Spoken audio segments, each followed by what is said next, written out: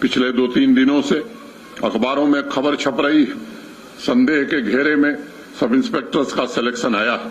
आज हम सबने फैसला किया है कि रीजनल चीफ सेक्रेटरी होम की अध्यक्षता में एक जांच समिति उसकी जांच करेगी और निश्चित समयावधि में रिपोर्ट देगी। उसमें कोई भी गड़बड़ी होगी तो निश्चित रूप से उसे निरस्त किया जाएगा और ट्रांसपेरेंट ढंग से भर्ती की जाएगी। अभी तक जितनी भी भर्तियां हुई हैं, हमें संतोष है कि अभी तक किसी भर्ती पर उंगली नहीं उठी थी। लोगों के मन में यदि संदेह है तो मैं समझता हूं कि यह प्रशासन का दायित्व है कि निष्पक्ष ढंग से उसकी जांच करके उस पर त्वरित कार्रवाई की जाए।